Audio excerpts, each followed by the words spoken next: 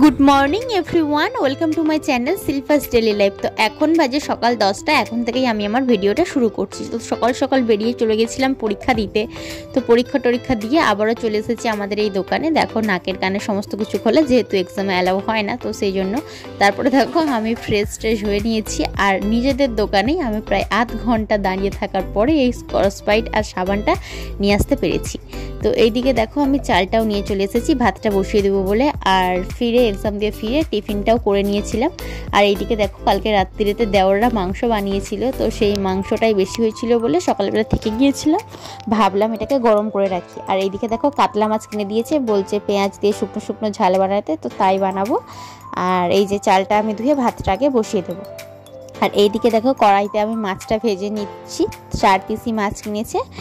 তো জানি না কাতলা মাছের তো আমি নর্মালি এরকমভাবে ঝাল করি না, জানি না দেওরের মনের মতো করতে পেরেছিলাম কিনা। পেঁয়াজ দিয়ে একদম শুকনো শুকনো ঝাল বলেছিল আর কি। তো এটাই হয়েছে আমাদের দুপুরের রান্না। আর বর আসবে খেতে, যেহেতু আমি এখানে আছি তাই জন্য ও খেতে আসছে, তা না হলে আসে না।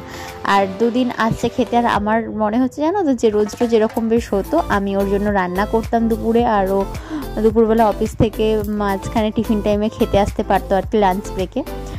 তো চলো খাওয়া দাওয়ার পরে এখন বিকেলবেলা বেরিয়ে পড়েছি বাড়ি যাওয়ার উদ্দেশ্যে। সেই বিশ্ব বাংলা গেটের সামনে যে বাস স্ট্যান্ড, সেখানেই আমরা বসে আছি।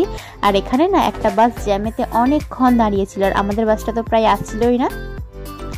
আর এই যে রেস্টুরেন্ট আছে, এই বিশ্ববাংলা গেটের সামনে যে ঝুলন্ত রেস্টুরেন্টটা আছে, ইচ্ছা আছে একবার যাওয়ার। তো ওখানে যেহেতু খাবার দাবার বা ঢোকার জন্য এন্ট্রি ফিটা একটু কস্টলি, তো কখনো হোক একবার যাব। তারপরে বাড়ি ফিরে চলে এসেছিলাম, অনেকটা রাত্রি হয়ে গেছিলো বাড়ি আসতে। এসে দেখো এখানে ডাল, আলু ভাজা, পটল ভাজা বানিয়ে নিয়েছিলাম। তো চলো আজকের মতো ভিডিওটা আমি এখানেই শেষ করলাম। কেমন লাগলো অবশ্যই কমেন্ট করে জানিও, ভালো লাগলে লাইক করো, কমেন্ট করো, আর চ্যানেলটিকে সাবস্ক্রাইব করে দিও।